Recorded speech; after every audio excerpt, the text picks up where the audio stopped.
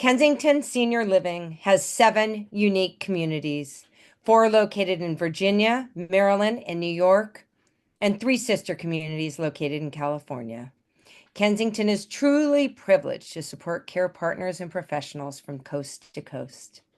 Kensington focuses on relationship-based care, care built on the foundation of our promise to love and care for your family as we do our own.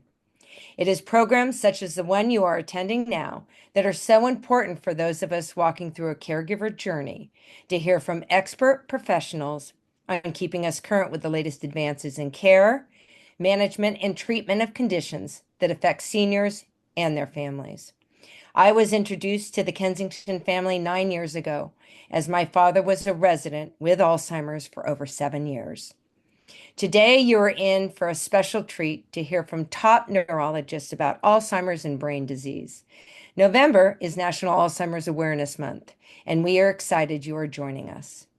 We are also grateful that Dr. Travis Urban and Dr. Irina Schuyler Scott are joining the community in Northern California. Thank you. Everyone that is registered for today's event will receive a copy of the webinar to share with friends and family. Please also know to utilize the Q&A function to submit questions for our presenters. I am grateful to our moderator today, Lauren Miller Rogen. I met Lauren 9 years ago when I began my fight with Alzheimer's as an advocate. Lauren is an Alzheimer's warrior.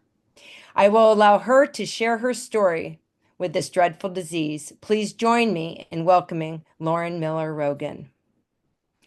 Thank you, Lauren. Hello, hi.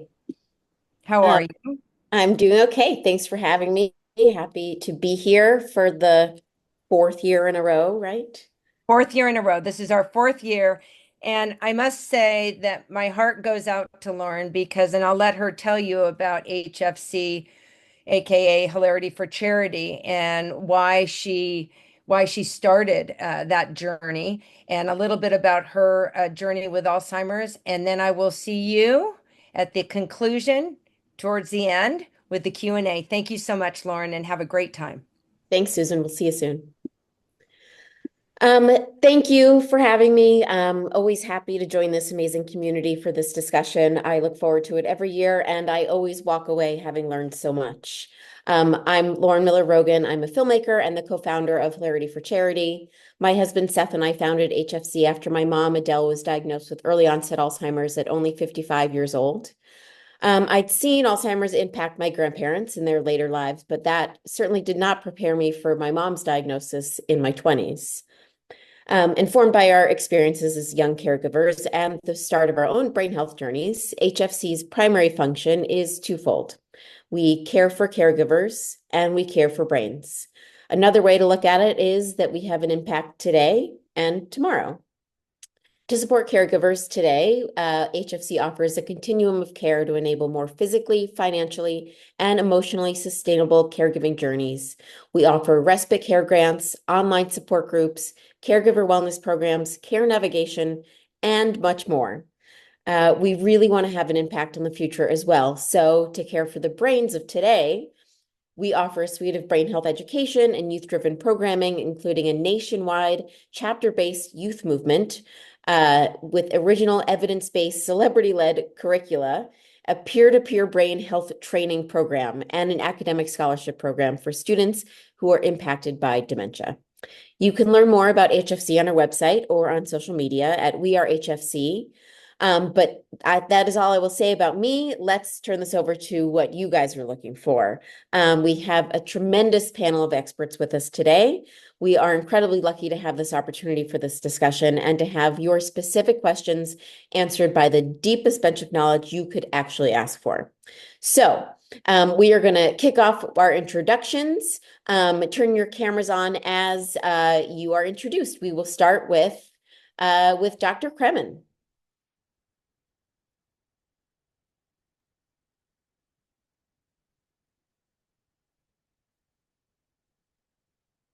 Hello, can everybody see me? No. I see that it looks funny. 1 second. There. Can Oh, there everybody we see me? go. There you Sorry are. about that. Hi. Hi, Dr. Hi, how are Kremen. you? Good to see you. Good. Great to see you. All right, my name is Sarah Kremen, and I'm a behavioral neurologist at the Cedars Sinai Medical Center. I'm the director of the behavioral neurology program. I also run the fellowship here to train new behavioral neurologists. I see patients in clinic, and I help run some of the research and clinical trials we have here. Amazing. Welcome. Next, we'll have Dr. Parand.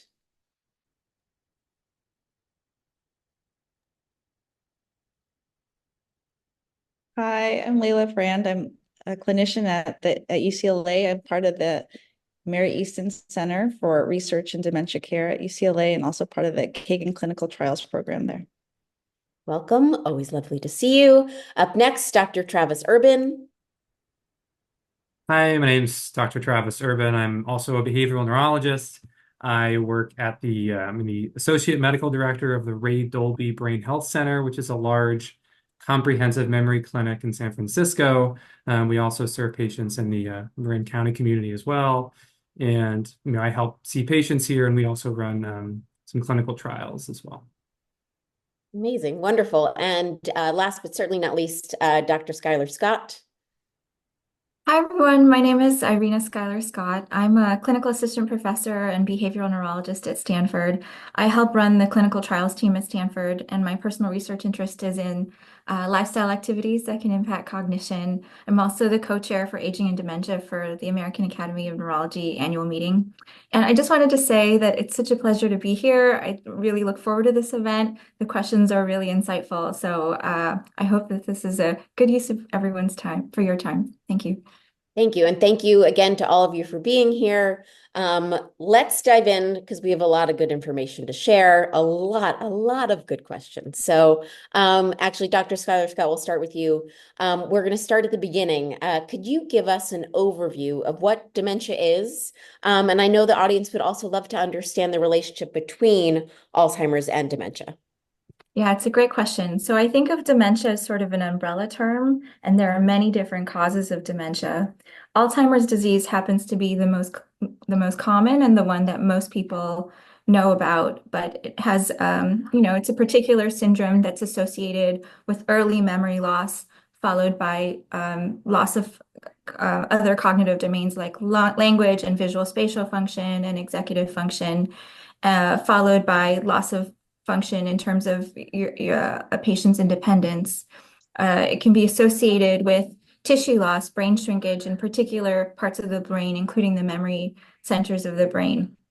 So there are specific features that are unique to Alzheimer's disease, including the clinical syndrome and the proteins that are associated with it, which are called amyloid and tau. Amazing. So you touched on, what dementia is. And, we heard from the audience that people are really learning a lot about lifestyle changes that could modify some risk factors. So maybe you could talk about, some of these lifestyle changes, how one might impact one's development of dementia. Yes. So I think I'll talk about 4 key lifestyle activities that I tend to talk about. The first is diet. The diet that's been shown to be best for brain health is the Mediterranean diet. It's lots of leafy green vegetables, olive oil instead of other kinds of oils or butters, lots of nuts, lots of beans, if you're going to eat meat, lean meats like chicken or fish, and then avoiding processed foods to the extent that you can. And so that's the first piece, which is really eating a healthy diet. The second piece is exercise. We recommend a minimum of 30 minutes a day, 5 times a week. If you can do more than that, great, but that should be your starting point. We want aerobic exercise that's moderate intensity. So you can have a conversation like we're having now, but you might be a little bit out of breath. It might be a little hard for you to maintain that conversation, so that's what we mean by moderate intensity. So that's the second piece. And then 2 more pieces. So it turns out that social engagement and cognitive engagement are really good for the brain. So spending time with friends and family is really good for you rather than isolating yourself once you notice that there's a change in your cognition. And in terms of that cognitive engagement piece, it's really about what you enjoy, but some people like crossword puzzles, some people like jigsaw puzzles, some people like learning new vocabulary for a language they used to know, some people want to try and learn a new song on an instrument they play. Whatever it is for you, but something that's cognitively demanding and challenging is really good for your brain. Amazing. Okay, Dr. Urban, let's talk about diagnosis. Tell us about exciting advances you've seen in diagnostic tools, and with these advances in mind, when do you recommend bringing a doctor into the conversation when memory loss is apparent? Yeah, great questions. It's a big topic. I guess just to break it down from the start, I mean, making a diagnosis of Alzheimer's disease is not a super simple thing. Like there's multiple pieces that go into it. Part of it is, seeing someone, assessing their symptoms, seeing if they have symptoms that could be attributable to Alzheimer's disease. And the other piece of it is trying to understand, do they have the biology of Alzheimer's, that being those amyloid plaques and tau proteins in the brain.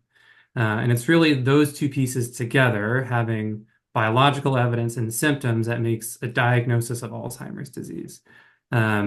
So in terms of just exciting diagnostic tools, I mean, one thing that's out there that people have probably heard about are these new blood tests for Alzheimer's disease. And they're getting better and better, more and more available. I'm using them more and more in clinic. And it's a pretty easy way to determine, and they work pretty well to see if you have these amyloid plaques in your brain.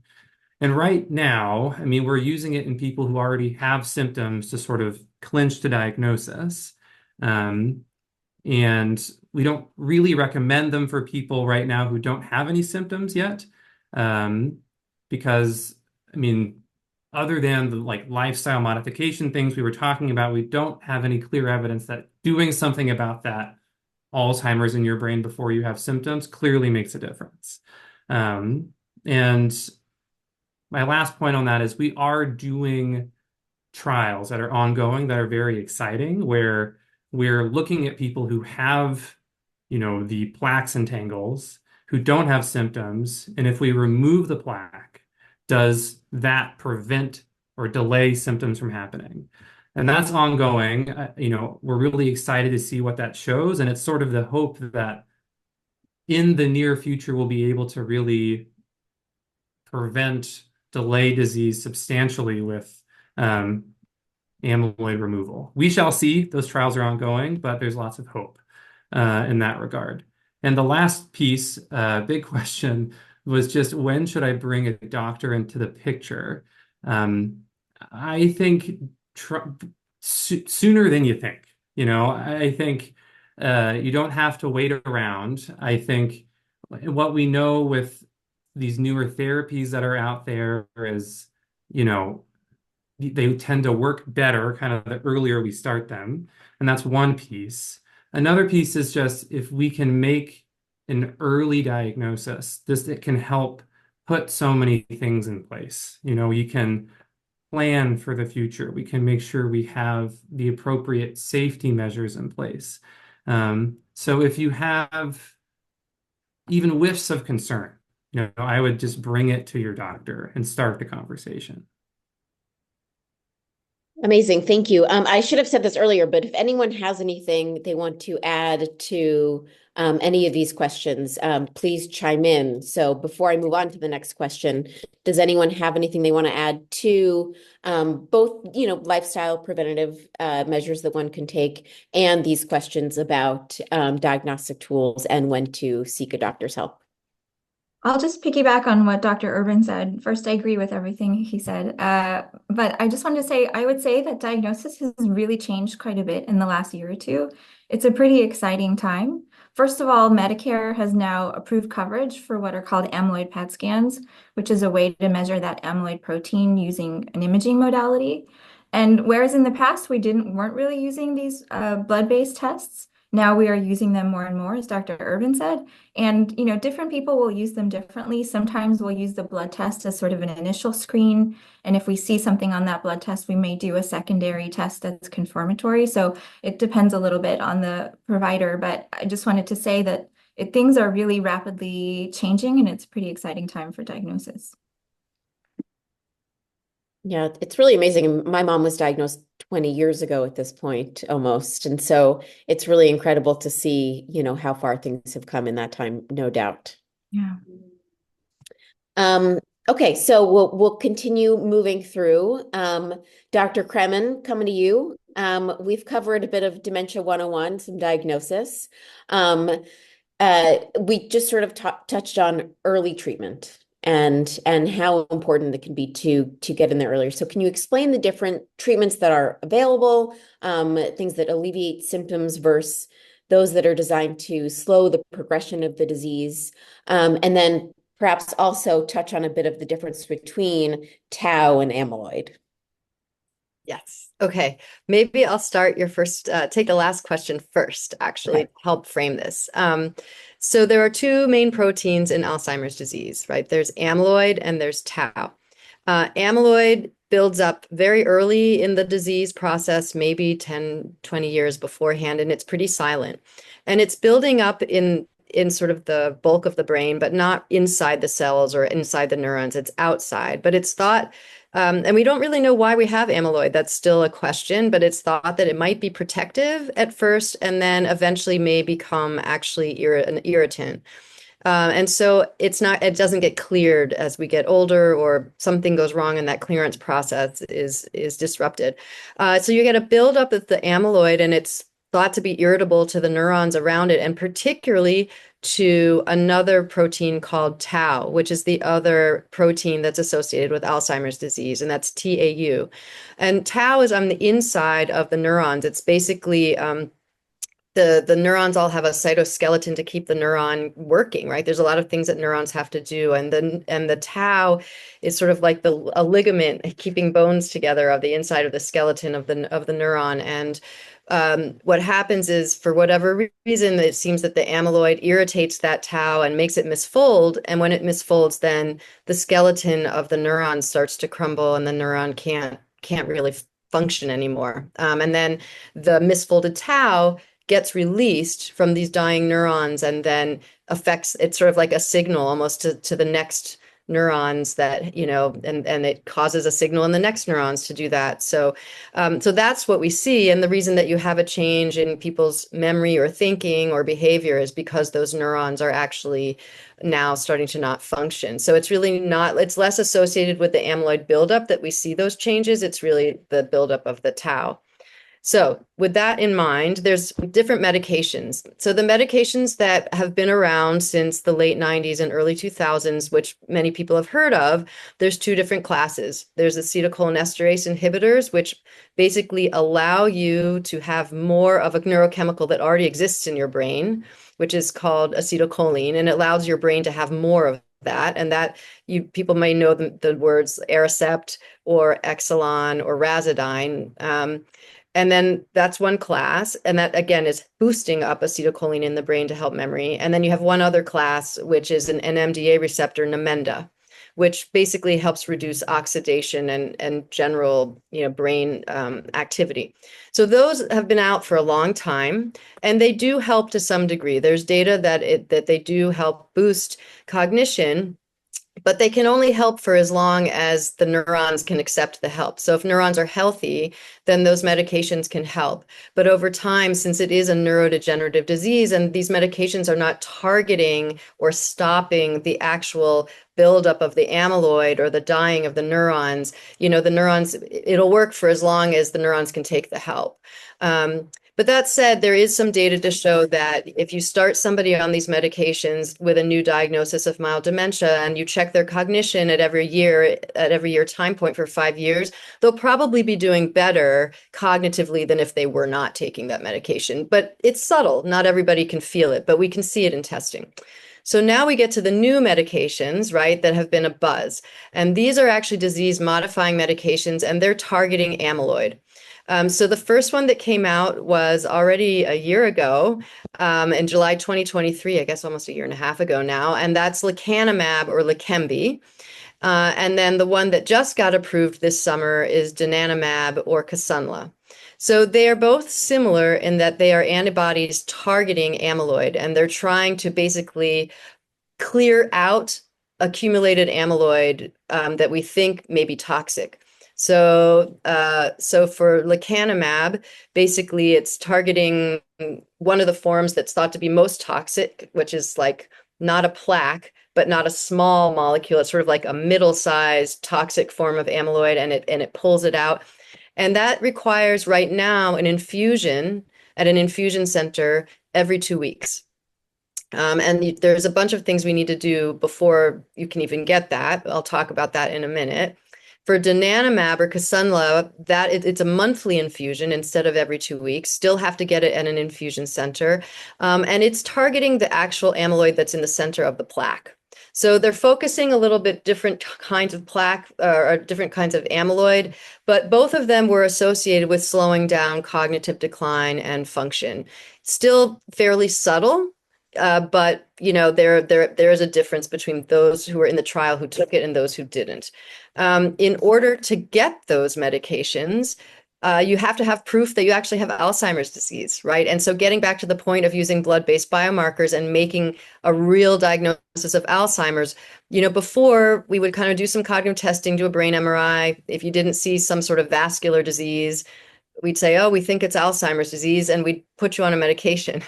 And now, in order to get these medications, you need to have a brain MRI within a year of starting the medication to make sure you don't have anything that would prohibit that. For example, if you have bleeding in your brain that you may not have known about, sometimes there are silent bleeds. You can't be on it for that. And then we oftentimes do genetic testing because we know that certain people are more at risk of having some of the side effects associated with this class of drugs. So usually we have to get genetic testing. And then once you're on the therapy, you have to get several MRIs once you're on it, because again, we're looking for some of the side effects, which include brain swelling and brain bleeding. So in order to get that medication, it's really restricted right now to neurologists. I think those are the only people who are really comfortable administering the medications at that time. And you need to already have a diagnosis. But again, as somebody already mentioned, things are moving earlier and earlier. So these are medications who are targeted at people who have either mild cognitive impairment, so they're having trouble with cognition, but they're able to do their activities of daily living fine, or they have very mild dementia. So they're just starting to have trouble, say, with paying the bills, or a little bit of trouble with cooking, but they're basically still, able to do many things for themselves. These are not targeted at moderate or severe dementia. The old medications, we can use some of them all the way from mild dementia all the way through to severe dementia. So that's a little bit of difference. And again, the older medications, we don't have to be so discriminatory that, yes, you absolutely have Alzheimer's disease to be on those medications because they're boosting up a neurochemical. With these other ones, you have to be pretty discriminate. We have to have proof of an amyloid scan or spinal fluid or blood-based biomarkers, something to prove that it is Alzheimer's disease. So lastly, we said talking about tau, right, is the other thing. So there are some tau drugs that are in development. Some of them are very similar to the new amyloid studies in that they are targeting, they're an antibody, they're trying to pull or block the buildup of the toxic forms of tau that are building up in the brain. There are some other mechanisms. There's another drug right now that's in clinical trials that's actually trying to lower the tau protein level because it silences a gene that codes for the tau, which is pretty neat. So it's actually, if you can give it and you can shut off the gene that codes for it, you could actually stop that inappropriate type of tau from even occurring. There's also some other types of tau drugs that are trying to stop the spread from like going from one place to another. Again, it's like an antibody. And we even have something that's a peptide inhibitor. So it's a protein that prevents the buildup again of tau proteins and tries to stabilize everything. And lastly, there's even some vaccines that we're not going to have vaccines anytime soon, but people are thinking about giving you a vaccine, that would actually try to prevent some of this buildup that, maybe you could do that fairly early, but it's very early days for vaccines. That was a lot. I'll stop and you can tell me which way we go from there. It was amazing. It was incredible. And you really took the ball and ran with it and explained so much in a way that even I could understand it. So thank you. I want to open up. Does anyone else have anything to add on treatments, whether existing or new treatments that are on the horizon?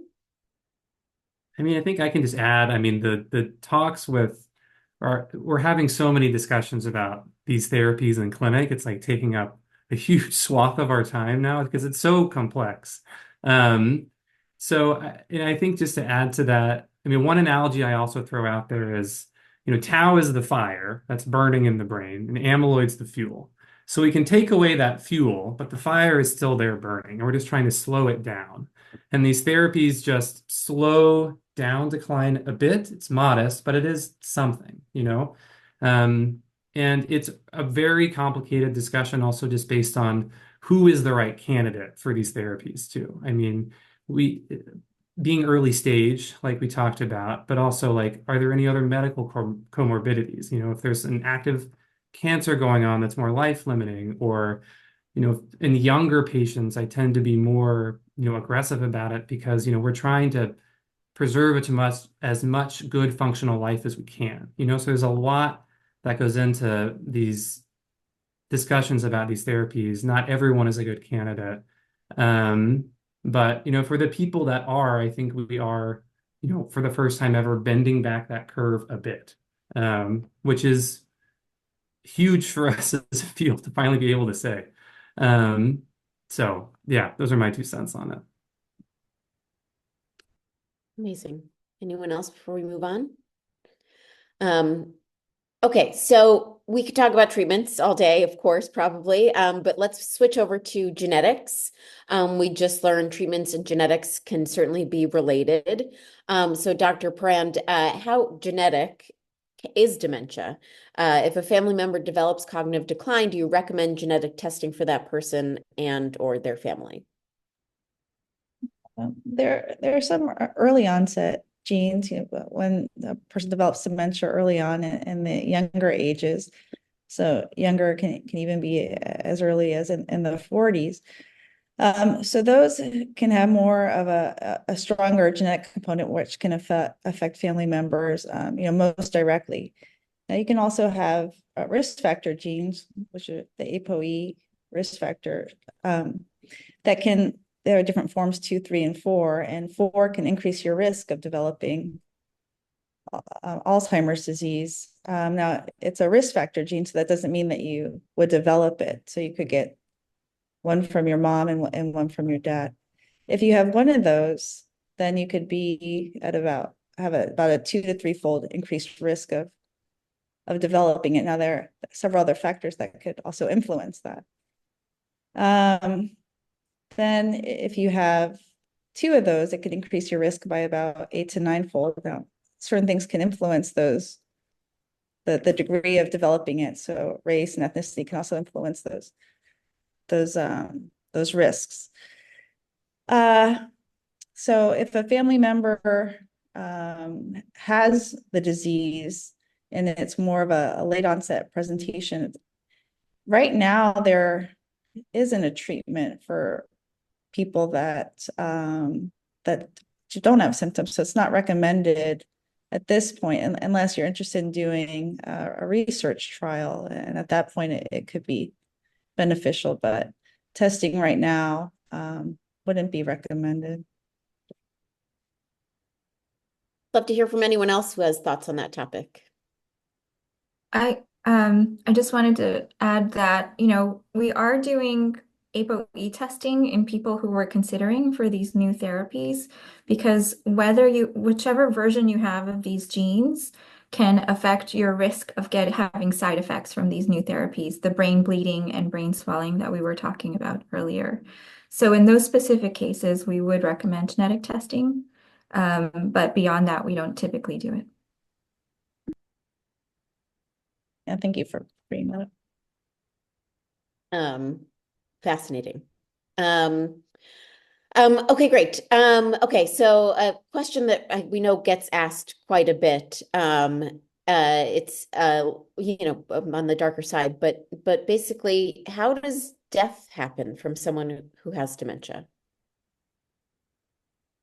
We'll start with Dr. Schuyler Scott. Sure. First of all, I just want to acknowledge this is a really difficult topic to talk about. And, whenever anybody comes into my clinic, they're potentially, already devastated by the diagnosis. People are heartbroken, but sometimes on top of that, they think that what I'm delivering, and I'm going to say a scary phrase, but the key word is not. So they think that it's a death sentence, but it's actually not a death sentence. Many people get a diagnosis of a particular type of dementia, and they go on to live with it for years.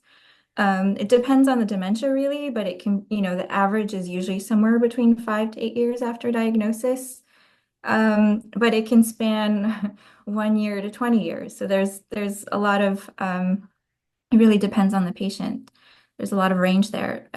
But in end stages of dementia, there are certainly things that can happen that can be life-threatening. So, for example, in end stages of dementia, you might have difficulty swallowing. In that case, you might have, food and bacteria and saliva that goes down your air pipe instead of your food pipe.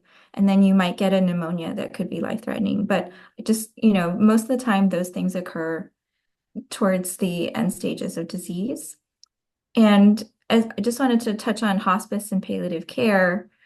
It's not something that we, as again, some people will think that it's a death sentence, that they're getting shipped off to hospice immediately after diagnosis, and that's not the case. But I do think it's important to have these conversations about goals of care, what the patient wants, or if they're no longer able to make those decisions, what they would have wanted. And oftentimes people will get to a point where they want to focus on comfort.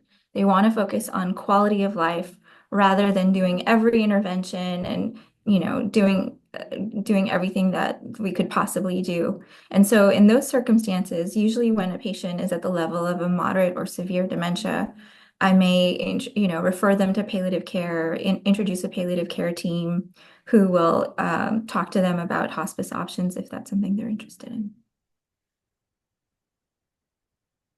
I'll just jump in and say, sorry, I think we were both about to jump in. I was going to jump in and just say that the palliative team is a really good team to get on board earlier than you think. So just like, Dr. Urban was saying, come to the doctor if you think you have a memory problem earlier than you think. It's the same thing. You should be involved with palliative care. Oftentimes, it's much better to do it when you have mild dementia. Why? Because you have an opinion at that point in your life, and you can work with your family. And all we're trying to do is make sure that if at some point the time comes that you can't make these decisions, that your vision of what you want has been clearly laid out and that you have clearly designated who is going to advocate on your behalf to do what you want.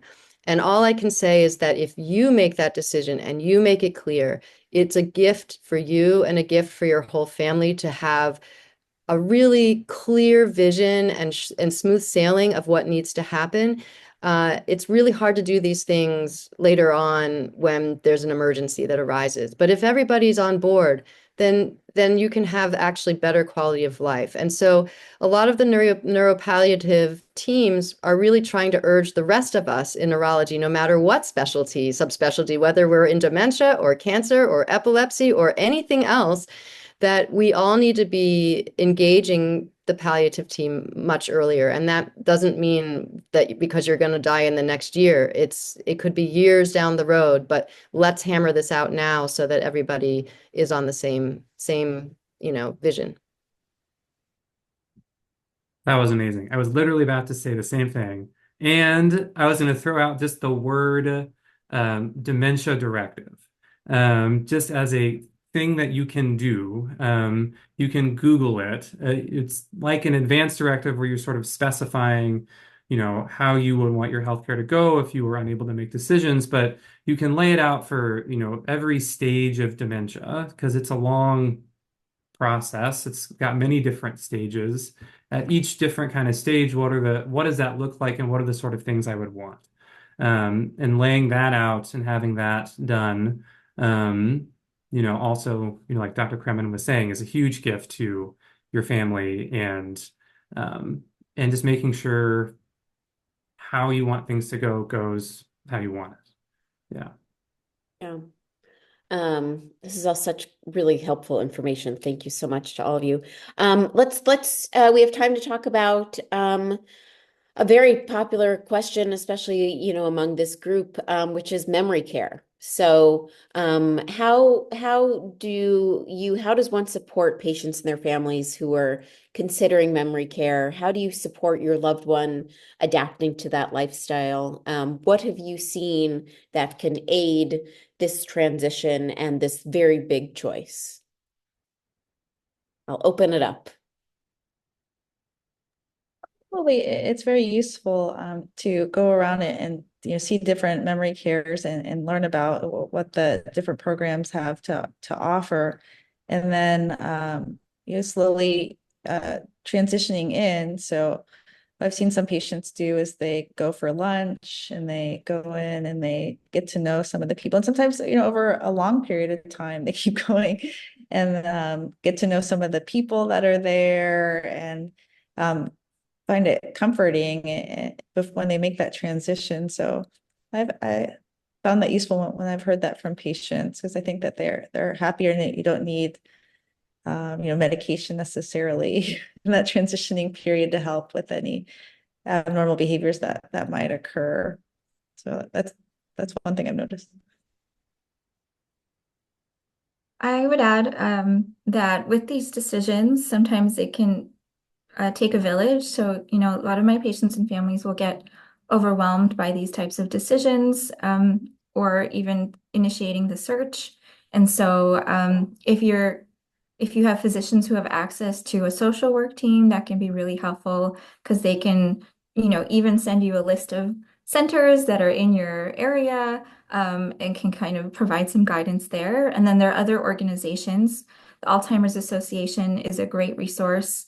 They have a website, alz.org. They have a 24/7 phone number at the top of the website that you can call anytime to discuss any concerns that come up, including finding memory care. Caregiver.org is another resource like that.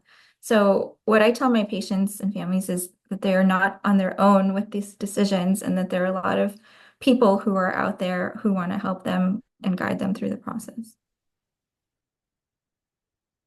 Well, I'm going to add to that, and I'm just going to add a couple things. First of all, my heart is full and so encouraged with all these treatments and lifestyle that we can really move the needle for Alzheimer's. And I'm going to call Sarah Kremen after this to find out about that vaccine and what the time frame is on that, because that's absolutely fantastic. But really, the more you know, and I think what Lauren said, and I think what everybody said here, is be proactive. The more information you have and the more you can involve your family early on, I think the better for everybody involved, because this is really a team that you need to have, and it includes friends and family. So I think that's so critical in this journey with Alzheimer's. But we have a few questions here in the chat, but I wanted to ask Lauren.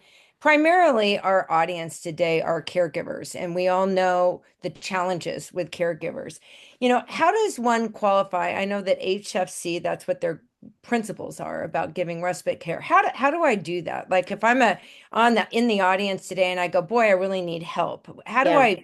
I start that process? Yeah. Well, HFC offers a number of things that give support for caregivers. So, of course, the biggest program that we have is our respite care grant program, in which someone can go on our website and you fill out an application.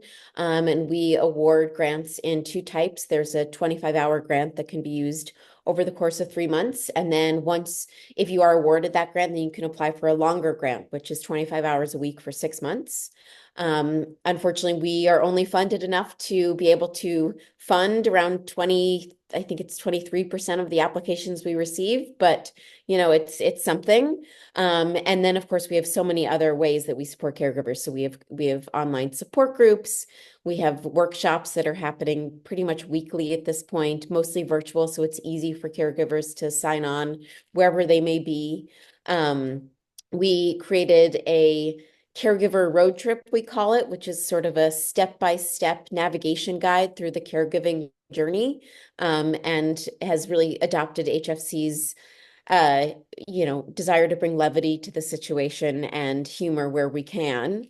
as this is often a dark disease, but we believe there is light in places.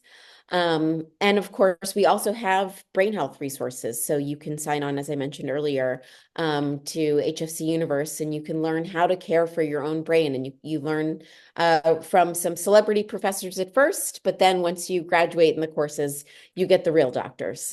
So there's a lot to be learned there. But there are so many resources out there. Because being a caregiver is, as you said, it can be a long marathon, and you might need different things at sometimes. A support group might be enough. Having personal therapy might be what you need. But being open to help is very important. Trying to do it all by yourself is a losing situation. And so reaching out to your circle, to resources is vital. And HFC is here with many things. If you give us a call, we'll help. And I'm going to plug, and the audience knows that they will get a copy of this webinar with links to these incredible people, but I will plug CareCon, which is close and near and dear to my heart, which is on Valentine's Day, which is a 2-hour conference specifically for caregivers, and it's completely virtual, and it's fun, funny, educational, and therapeutic. So Yes. we'll send you that information. There's been a few questions here, and anybody jump in, Lauren, you're included, about off-label benefits for slowing Alzheimer's, calcium channel blockers, certain diuretics, a glaucoma drug. Anybody want to answer a question about treatments? I'll start and then others can jump in if they like. So, there are ongoing trials to try and repurpose existing drugs for Alzheimer's disease. So, for example, at Stanford right now, we have a trial trying to repurpose a diuretic medication. And we have another trial trying to repurpose metformin, which is a diabetes drug for Alzheimer's disease. So if you're interested in those kinds of therapies, then I would encourage you to look into clinical trials. And if you live near Stanford and you Google Stanford clinical trials memory, you'll find the website right away. And there's contact information. You're very welcome to reach out to us to find out more about those kinds of trials. But a lot of centers that are local to you will also have ongoing trials like that to look into repurposing drugs. Sarah, Travis, Layla?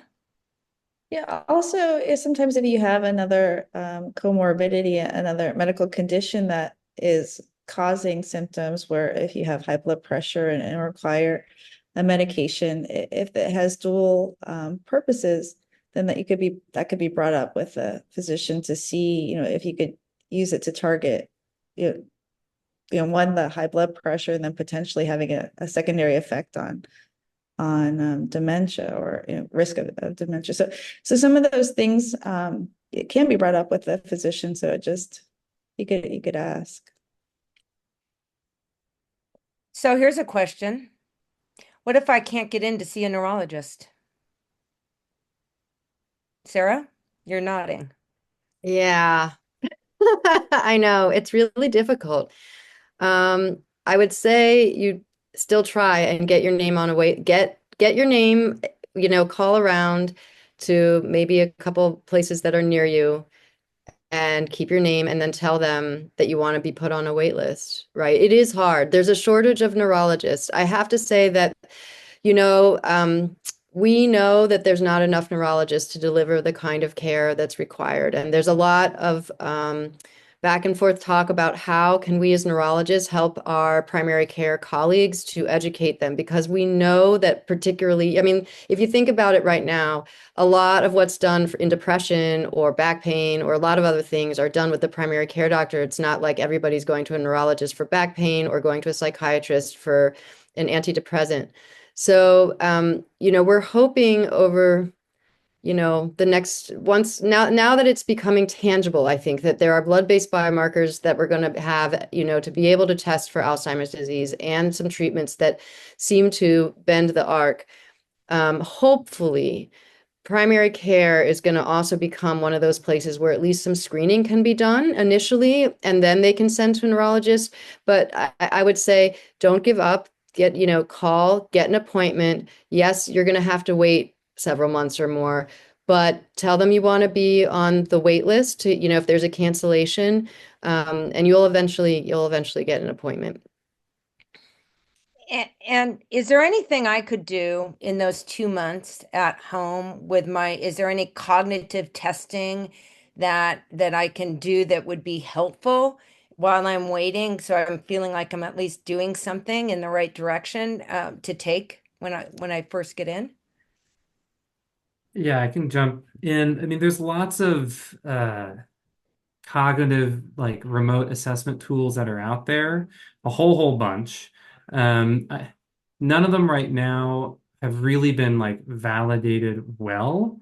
The ones that you do at home. So I still don't think because they could give you like a false positive or a false negative. So in terms of like an at-home test, we don't really use those with confidence right now.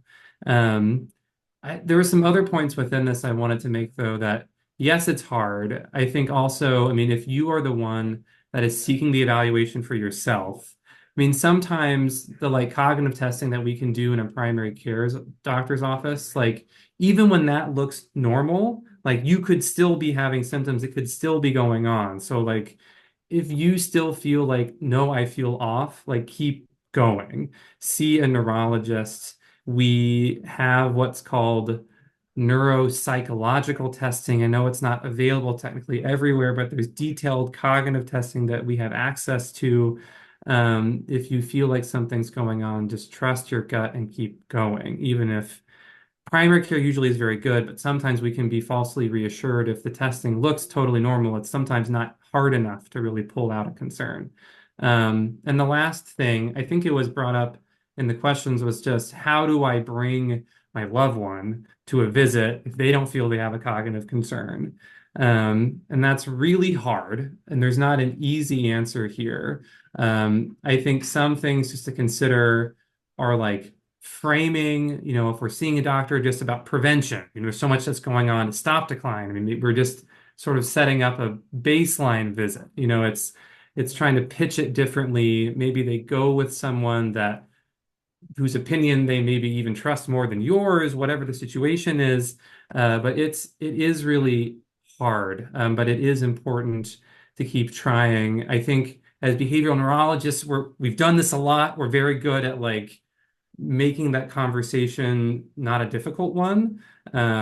So it's tough. You have to kind of be creative with some people. But yeah, just try to pitch it as something you think they'd have value in.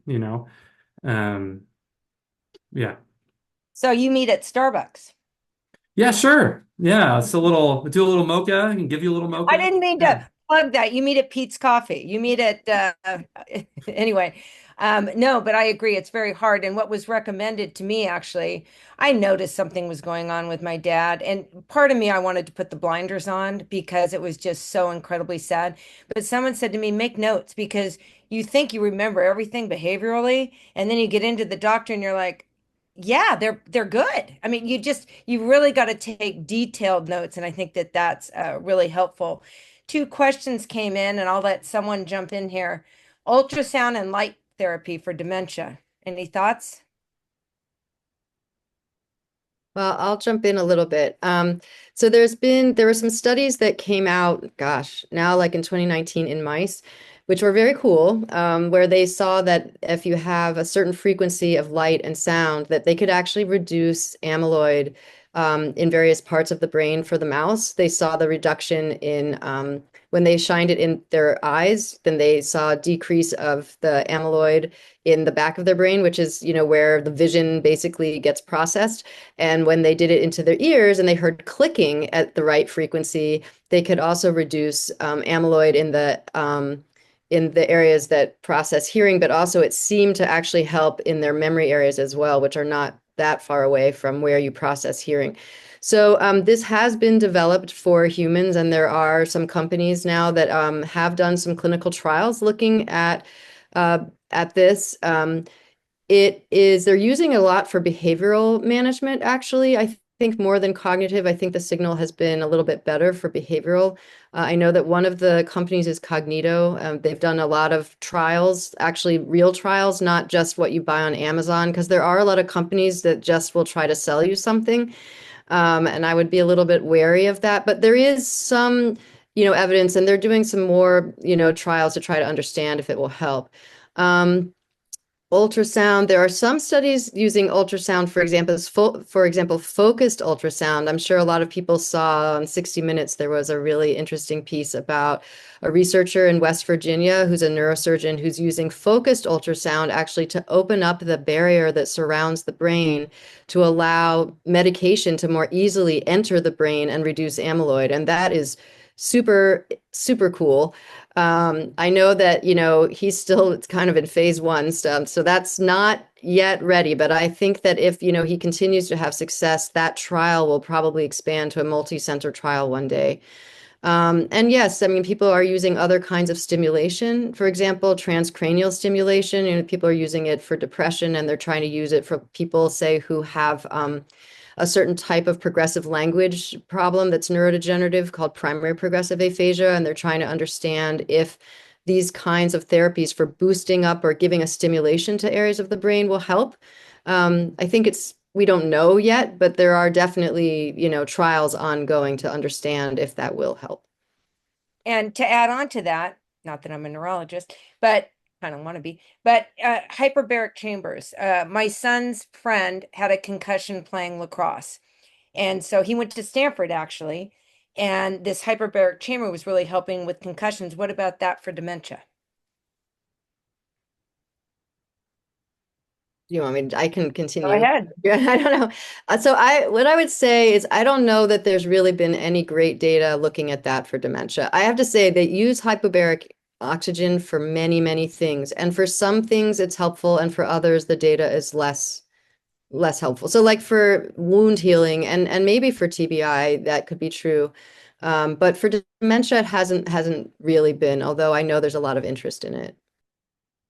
Well, I can't believe we're out of time, but now we have 5 Alzheimer's warriors that the audience has gotten to know. And Lauren, thank you for your fight for caregivers always. And I know we share the same journey with our parents, and we'd give that back in a heartbeat, but at least we're doing something about it. And Dr. Kremen and Dr. Prawn and Dr. Schuyler Scott and Dr. Urban, I cannot thank you enough. And audience, you will get copies of this. Please share with friends and family, and let's get the word out and move this needle towards a cure or a vaccine. I'll be hopeful for. But thank you all, and have a great evening or a nice afternoon, West Coast or East Coast. Thank you so much. Have a nice night. Bye-bye.